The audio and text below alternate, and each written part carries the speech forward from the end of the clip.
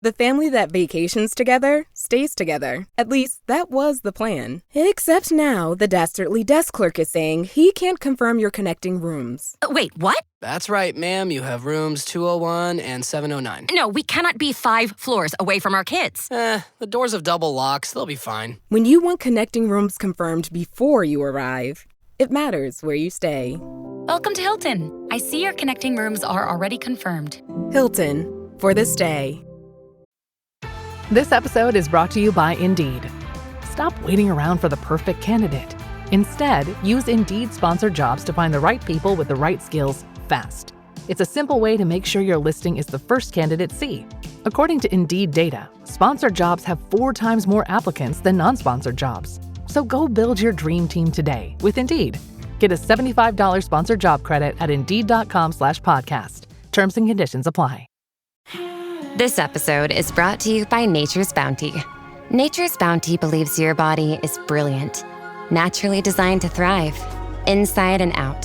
For those always looking for new ways to support your health from head to heels, Nature's Bounty has a range of over 400 vitamins and supplements born from 50 years of trust and care. Nature's Bounty. It's in your nature. Visit naturesbounty.com to learn more.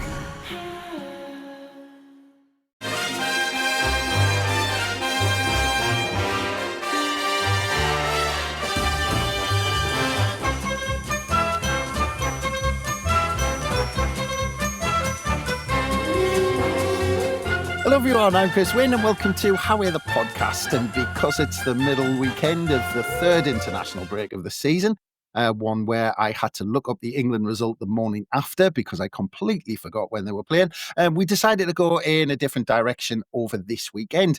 And depending on how close our two guests come to having a full-blown row or fight, because they were literally rowing seconds before I hit the record button, we might do more of these in the future because today and over this weekend, we're going to do our first Football Room 101. Now, if you haven't seen the TV show that was presented by Frank Skinner in recent years, and I go back to the Paul Merton series and the Nick Hancock one during the 90s as well.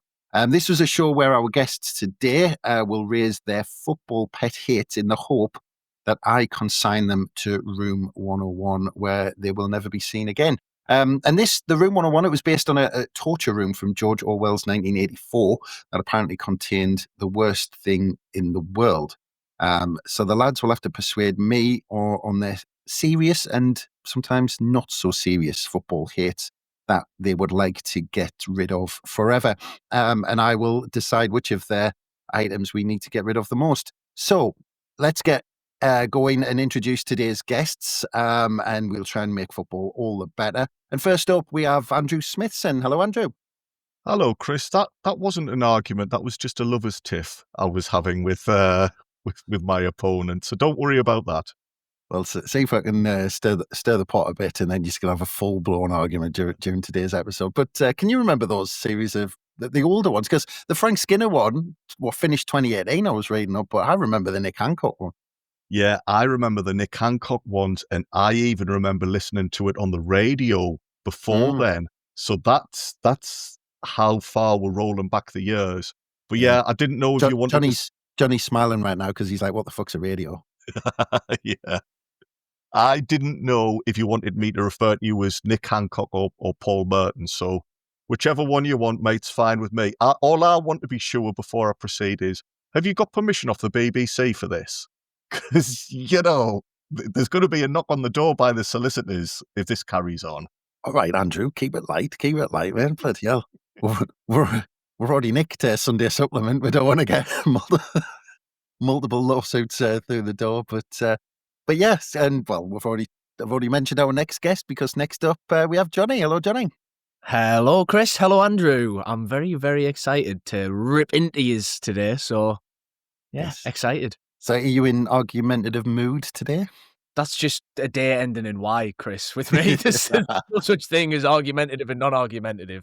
All I will say is, though, the only time I'll agree with Andrew is the copyright infringement on this show, man. I mean, we've had Sunday Supplement, we've had Match of the Day Top 10, we're doing Room 101. It's all under fair use, by the way, just in case there are any legals listening.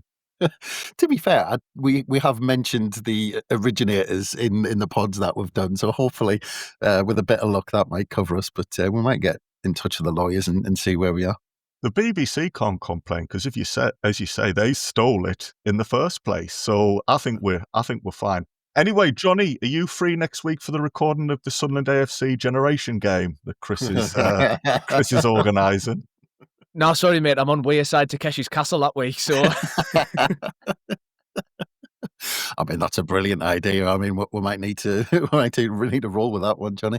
But I was just going to say, actually, Andrew, I was just thinking there, Nick Hancock, where did he go? He just disappeared, didn't he? Yeah, he was massive. The BBC loved him because didn't he do that sports comedy? Think it's all over. That's it. Yeah, I can't remember the last time I've seen him on anything. He was huge. At one point, he did I think he did documentaries about football. He did all of those comedy DVDs and that. I mean, I know you told us to keep it light. We might just need to double check that he's not going to get himself cancelled before we start. But I don't know what he's up to these days. Right, I'll write a note of that. Just make sure we cover ourselves on that. But Johnny, can you remember any of these old series, or even the Frank Skinner one was finished 7 years ago or something? Yeah, I'm a Frank Skinnerman when it comes to Room 101. He was my host. But the first exposure to Room 101 was just in English class at school. It was, right, kids, today we're going to do a Room 101. So you've all got to write in your exercise books 3 things you want to get rid of. Wasn't quite as enjoyable doing that as it is doing this one today, though. The teacher, school dinners, school. yeah. Homework, class, and the school building. Get them away. Well, you see, because of school, one of my pet hates is still meringue. And that's because of school dinner meringues where it was like polystyrene and it was... school dinner custard with a thick skin on top as well. Then every now and again you had pink custard for some reason. Yeah. Oh, look at Andrew's face. He remembers.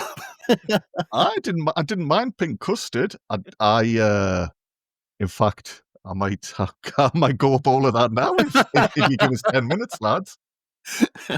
Yeah, but genuinely, I've still got it. It brings fear to us when I hear meringue, just because of school dinner meringues. I mean, I think it could have been, classified as a significant weapon. I think if you threw that school dinner meringue at somebody, it would have really caused some major damage. But anyway, we're going through our school pet hate now. We're sticking Room 101. That might not be a bad pod to come back to, actually. But anyway, let's crack on with it. So we'll have 3 rounds. So it's going to be the best of 3. And let's face it, look, we're all going to get pelters for the ones you pick, and I'm going to get pelters for choosing between them, so we might as well go all in. So let's start with round 1, and I'm going to start with you, Johnny. And we're going to get the serious ones out of the way. Like I said, this is going to be over 2 parts, and we're going to get lighter as the choices go on. And we're going to go with the big heavy hitters to start with. And I'm going to come to you, Johnny, for your first nomination in the first round for our Football Room 101. Yeah, so my first nomination, my actual serious one, is domestic games being played abroad. Now, this, I don't care who you support, I don't care what country you live in, whether you go to games or watch them on telly, every single football fan in the world should be united in complete and utter hatred of this ridiculous, money-grabbing, soul-destroying aspect of football, which has been creeping in over the last few years. See how you feel, honestly, on the fence. This is me holding back. The whole pod will get cancelled. But no, honestly, I mean, it's a disgrace, isn't it? I can't remember which game it was, but there was one of the minor cup finals. Was it in either Italy or Spain? Ended up being played in was it in Saudi Arabia, I think? And then there was obviously recently there was the furore over the Barcelona game, which was supposed to be moved abroad as well. And I think thankfully they ended up, coming to the senses a bit on that one, didn't they? That was against Atletico Madrid, wasn't it? There might have even been a couple, because I'm sure there was one against Valencia or somebody as well. It's not the first time they've tried it, which should come as no shock to anybody. But yeah, to me, this is the absolute embodiment of everything that's wrong with football in the modern era. It's the hyper-capitalistic, greed factor turned up beyond 11 to the point where you're literally sacrificing sporting integrity and fan culture on the altar of the dollar. It's ridiculous. You know, if you're something like a showpiece game's bad enough where it's already at a neutral venue. So, you know, cup final, it's nobody's home game. I still think that's a disgrace. But moving a league game, a league fixture where the whole point of the home and away system in league football is everybody plays everyone at home and everybody plays everyone away. If your home game suddenly gets played 6,000 miles away on the other side of the globe, yeah, pretty good home advantage of that is, eh?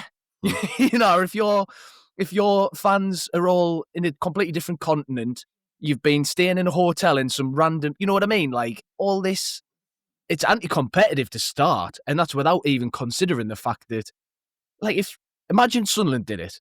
You know, imagine the derby was going to be played in bloody Saudi or something, so we could, Sunderland will get an extra 100 million quid for that, you know, I should be grateful. I think I'd rather actually our fans be able to go to the game, thanks. You know, the lifeblood of the football club, the thing that make the sport tick, and without whom, during COVID, I think we can all agree, the broadcastable package was basically worthless. So, yeah, it's I could go on and on, but I'll stop there. Okay, well, it's a good and it's good timing actually, because you look at in December there's going to be Villarreal against Barcelona in Miami in the States, and in February in the new year we've got AC Milan versus Como in Perth in Australia. Now it goes back to October the 6th. It was a big decision made on October the 6th. Really bizarre. I still can't get my head around this because.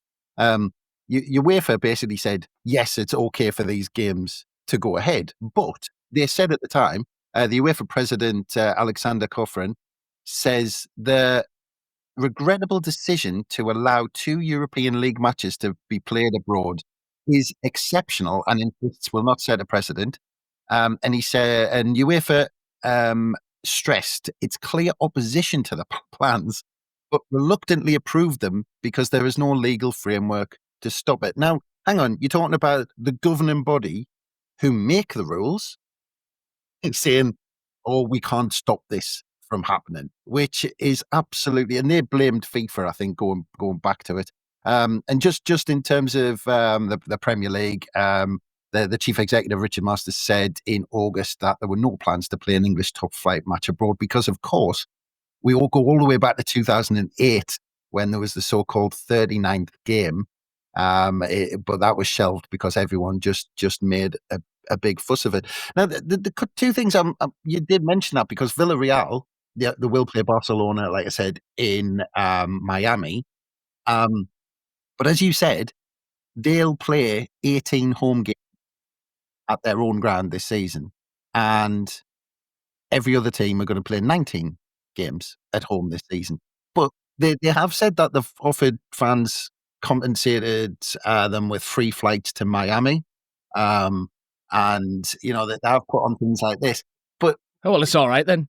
But it's a thing. Would it make a difference? Let's say, because let's go back to the English proposal way back when they were going to do the 39th game, where you saw the same amount of games. It didn't impact how much football you saw and how much football was played, but it had an additional weekend in the season where it was played abroad. Now, is that the difference? Because are you saying it's a level playing field? That's the problem. It's certainly a different equation. I'm not in favour of either of them, but you are right. The 39th game idea, for as much as I still don't agree with it, it does maintain or preserve that competitive integrity of the 38 game league season, or, you know, however many games in any given division. I think the reason that the competitive aspect of it, like, kind of really gets to me so much is because, look, we all accept that money is awash in football. There's billions and billions and billions of pounds floating around, going to clubs and owners and agents and players and all the rest of it, and all the broadcast deals, etc., etc., etc. We all benefit from that in some way with better facilities, and we watch better players, and, you know, you can debate the positives and negatives of the amount of money in football till the cows come home. But as bad as the glitz and glamour and showbiz of football can get at times, the game is sacrosanct. You know, the actual sport, the thing that we're all here to watch and enjoy and participate in, that's got to be the number one. You know, even ridiculous things like, you know, pre-match shows by a big artist before the Champions League final and stuff, which really rubs some people up the wrong way. You can think what you like about that, but the game on the pitch is still exactly the same as it would have been whether that happened or not. This kind of thing, it's like, you know, all the pretense is thrown away. Everything in football should and on paper is based around maintaining the health of the sport and everything. But when you start sacrificing, you know, fundamental aspects of the game, such as the supposed fairness of the home and away system, then you just, you know, it's easily the first brick in the wall to go. Okay, let's say they wait until the end of the season, Jonny. Let's say they wait until, you know, 3 games left to go, and they pick 2 sides who are in mid-table who can't do anything, and it's all right. It might be a decision made late in the day, but it has no impact on how the season plays out, other than maybe finishing 2 places higher, 2 places lower. And it's a bit of fun. You might get to see Sunderland play in Miami in a 100,000 all-seater stadium in the States or whatever. I mean, does it work in that scenario? Not for me. And the other overriding factor in this is, and I understand this has sort of gone out the game to some degree, but clubs are supposed to be the hubs of local communities. You know, I mean, and I think we're one of the very few clubs, particularly in the Premier League, who actually do anything beyond paying lip service to that idea, or certainly under the current regime we have. And, you know, you look slightly further down the pyramid, you look at somebody like Bury, who went bust, or Sheffield Wednesday, who are going through it now. What's the one thing that's left at that club after everything else has gone to absolute shit? It's the fans. You know, Chansiri runs Wednesday into the ground. He's got his name on the seats. The boycotting, the points deductions are going to get relegated. The first hour after Chansiri gets, you know, kicked out by the administrators, the club shop's full of fans, spending hundreds of pounds buying shirts and buying tickets and buying this and buying that to pump the lifeblood back into their club. Why should we be taking the football that club plays away from those people? It's wrong. It's fundamentally wrong towards it's a crime against the soul of football for me. Ooh, Jonny Hawley in being old-fashioned shocker. That's the headline for this one. And I'd love to stay on this topic a bit more, but we talked about pink custard a bit too much in the introduction. So I'm going to have to move on to Andrew's first pick, and he can have a little say on it. He can have a little dig at the old domestic game abroad if he fancies it as well. Introducing Oakley Meta Vanguard, the new performance AI glasses designed for athletes. With hands-free capture on an action-ready ultra-wide camera, powerful open-ear speakers, and built-in Meta AI that syncs with your Garmin devices for real-time insights while you train. Take your performance to the next level with Oakley Meta Vanguard. Athletic intelligence is here. Learn more on meta.com. Meet the computer you can talk to. With Copilot on Windows, working, creating, and collaborating is as easy as talking. Got writer's block? Share your screen with Copilot Vision to help spark inspiration, and use Copilot Voice to have a conversation and brainstorm ideas. Or maybe you need some tech help. With Copilot Vision, Copilot sees what you see. Let Copilot talk you through step-by-step guidance so you can master new apps, games, and skills faster. Try now at windows.com/Copilot. Because, Andrew, we need your first pick to go up against the domestic game abroad. So do you want my pick, or do you want me to go against Johnny's ramblings? Which is... You can do both, if you like. That's the sound of a lover's tiff, that, by the way, listeners. Yes. In all seriousness, I agree with Jonny. I think it's a valid point. The only thing I disagree with is the idea of Newcastle playing games in Saudi. I think I would absolutely laugh my socks off if that happened. But other than that... Which leads you into your pick. Very, very nicely done. It does, actually. And you did veto me just saying Newcastle United for all 3 of my selections. So I've had to work my way around it. But no, in all seriousness, I would like to put into Room 101, please, soft power soccer. Football it can be a real force for good. It brings people together. Like Johnny said, it's good for local economies. If there's a home game on, all the local businesses do well out of it. It's good for local pride. It's a healthy activity. It's cheap to play. It's got all of these amazing things going for it. And yet there are so many people just trying to use football for their own political ends. You've got nation states owning domestic clubs and using them as PR machines, and people are either, too stupid to recognize that or too desperate to get a couple of pointless trophies that they ignore what their club and what their community is being used to soften the image of some disturbing people, basically. And then you go into the international game. FIFA supposedly insist that major tournaments, as part of the bidding process, the people wanting to have these tournaments meet human rights standards, labor rights, freedom of expression. They are countries which are non-discriminatory. Bidders must put together a plan to show how they're going to address these types of things.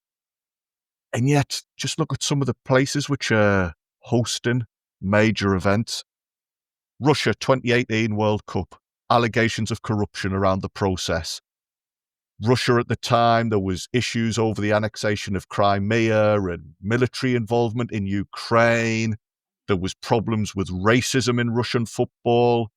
The LGBTQI community living in that country faced social and legal challenges. Qatar 2022, again, allegations of bribery and corruption, serious concerns over human rights violations of residents and the migrant workers. I mean, one World Cup official stated between 400 and 500 workers died working on projects for that tournament. I mean, it's sickening. FIFA apparently adopted the UN's guiding principles on business and human rights in 2016, and yet have just failed to implement any of them. Apparently, Qatar said, very nice of them this, thanks very much, lads and lasses, they would welcome LGBT visitors. Well, as if they were somehow doing us a favour. There was no guarantees about existing residents in their country and how their human rights were being impacted, or whether they were allowed to express themselves or assemble peacefully. There's so many neutral organisations saying about Qatar that it's like a repressive environment. It's a society that allows, not allows, but facilitates domestic violence. Why are FIFA getting into bed with them? Saudi Arabia, 2034, not even taken place yet. And there's already the argument, massive concerns about the selection process, which some people don't even think happened in a non-democratic way. Amnesty International have expressed concerns. There's a group called Fossil Free Football who have done studies and state that the construction of all these new stadiums and the infrastructure is going to have a massive negative impact on pollution. Even the next World Cup, even in the US, Canada and Mexico, Amnesty International again have serious fears about human rights and freedom of expression there. You see a lot of the things that are going on. And then, you've got this FIFA Peace Prize in December. I mean, that just sounds like a farce. A certain person is expected to win it because he's sticking his nose into football now, and it's just grim, lads. It's just, for me anyway. For me, it's grim. So are we specific? Because you broadened the scope a little bit there, because we are talking about nation states owning football clubs.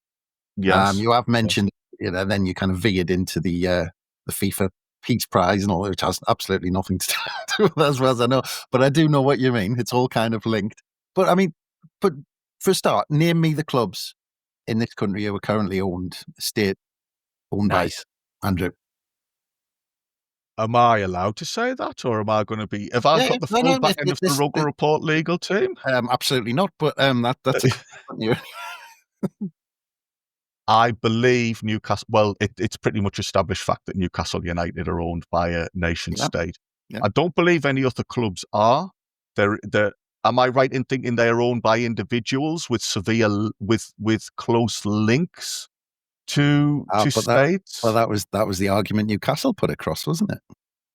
That's how they ended up getting it through. Because the other one that you're missing is Sheffield United. Yes, Sheffield United. Fair point. But this is my point.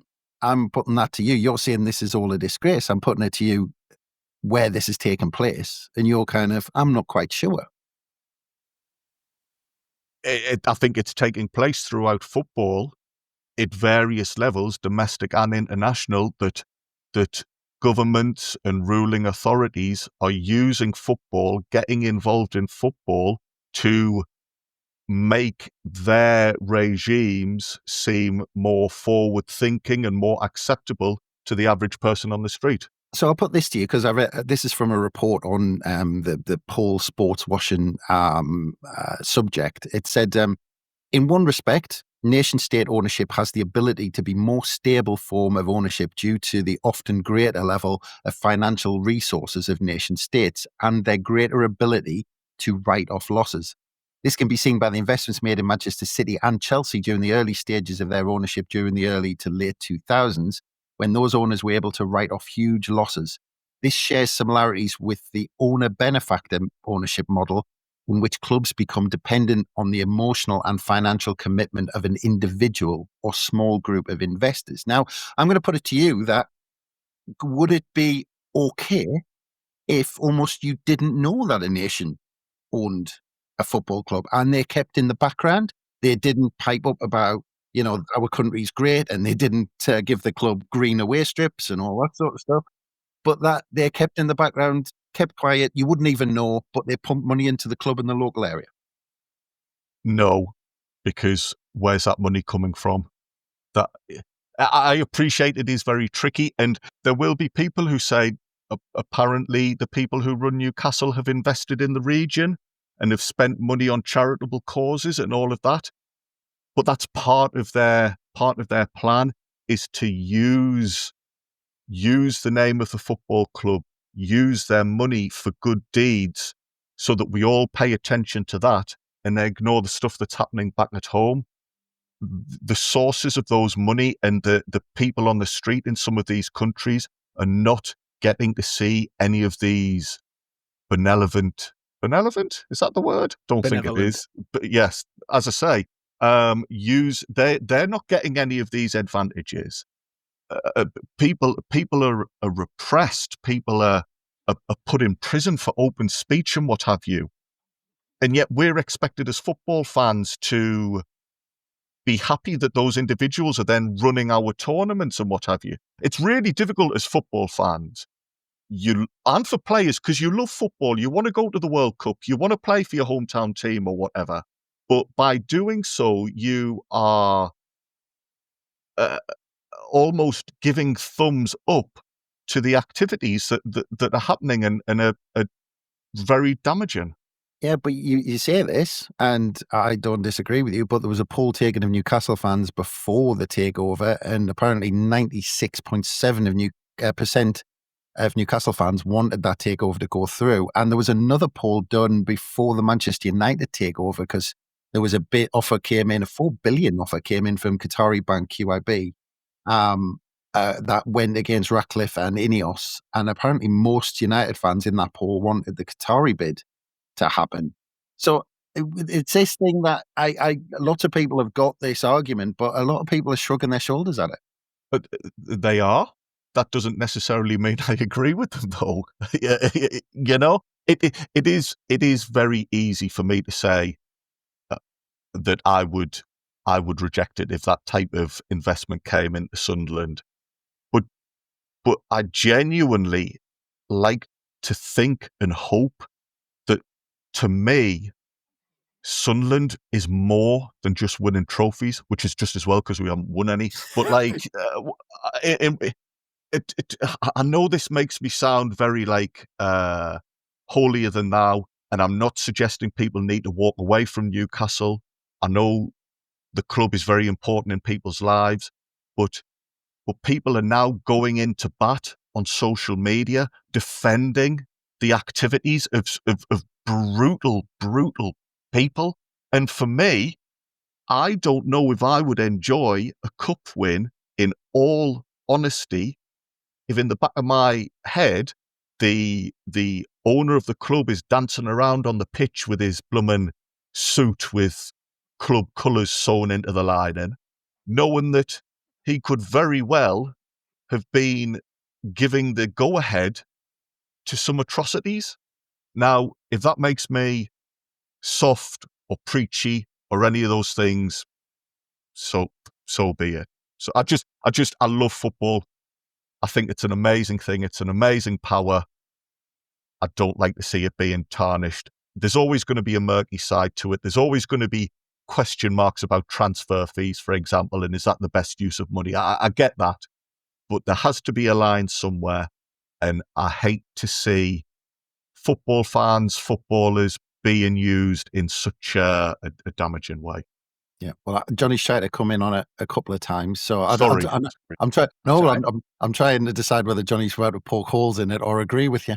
Well, I was going to agree, but I was going to say I did think it was actually a really interesting question you asked, Chris, when you asked, would it be okay or more acceptable if these nation states owned a club, but you just never knew? As in, it's never possible to happen, but it would be an interesting twist on the ethical dilemma of sports washing, because the whole purpose of sports washing essentially is the publicity. So if there was some magical way to totally embargo it, so Newcastle have been taken over by a mystery consortium, they've just got loads of money, nobody knows who it is, not even people over there, I do think it changes the debate a little bit. I think that was actually a really interesting point, but I also completely agree with everything Andrew said. I think it's a stain on the sport that we allow this to happen. Yeah, and just incidentally as well, I was just looking into a little bit, and in the USA since 2022, the NFL has a rule prohibiting overseas investors from owning more than 20% of a team in the NFL. It also prohibits sovereign wealth funds from owning teams as well in the NFL. But I think we opened the floodgates. I don't think we quite realised what we were doing when Abramovich first bought Chelsea, and then when Manchester City happened. I think people were just looking at the money and forgetting about everything else. The other quote I saw, which I quite like, was basically saying that football should be a release from the grubby world of politics, not doing its dirty work, which I think summed it up nicely. But I think what we'll do, because we're splitting this into two parts, so we will finish off on round one for this part, and we'll end with seeing what's going to go into room 101 out of the domestic game abroad, as Jonny tried to argue for, and nation states owning football clubs. And apologies, Jonny, I'm very sorry, but I just don't care enough about an extra game being played abroad, if I'm perfectly honest. I think if it doesn't mean anything, you're not going to do it. If you don't do cup finals and all that sort of stuff, do I care? And nation states, I think it's absolutely ruined our... well, I'll be honest, I'd have voted for Andrews as well. In all seriousness, Jonny does make a fair point, and I'll remind you of this, Chris, next year when we qualify for the charity or the community shield, and it gets played, I don't know where, Tokyo or whatever. I do think it's an issue that down the line will become a problem. Well, this is the other thing, actually, talking about where it is. We're talking about Miami, but the Italian Serie A, right, where we're going to go to boost our profile, let's go to Perth in Australia. I mean, of all the like, all right, I can see Miami with the Spanish league. Yeah, let's build up a profile in the States, get loads of money. But Australians couldn't give a shit. They're too busy sandpaper and cricket balls over there, man. Right. Well, on that note, yes, nation states owning football clubs and using the game as a political political football. That is what is going into Room 101. So well done, Andrew. You get the first one. And that ends us on this first part of our Football Room 101. Thank you very much, Jonny. You're very welcome, Chris. And I will promise to keep it light in the next one, isn't it? It's going to get lighter and lighter, isn't it? It was a heavy-hitting one, wasn't it? Yeah, it's going to get lighter, just like a school meringue. Honestly, don't mention them. I've got a proper phobia with them. Thank you very much, Andrew. Cheers, Chris. I will look forward to talking to you when I've had my pink custard. Honestly, I'm not sure I'm going to eat for the rest of the day thinking about those school dinners. But thank you very much, Andrew. And thanks again, everyone, for listening. We'll see what Andrew is putting up against Jonny in the next part and see if Jonny can pull it back. So thank you for joining us, and join us for part 2 of our Football Room 101. So join us then. But from us, it's bye for now.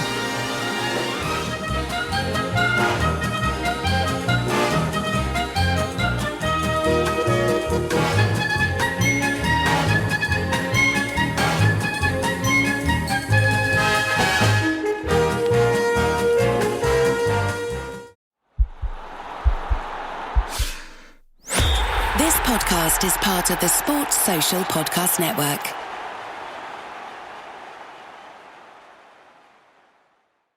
Find the biggest voices in sport on the Sports Social Podcast Network. Like us, Under the Cosh. What is Under the Cosh? It's stories from behind the scenes, from the changing room, and it's raw, unfiltered, unsanitised, and straight from the horse's mouth. From the good old days. And the new series is out now.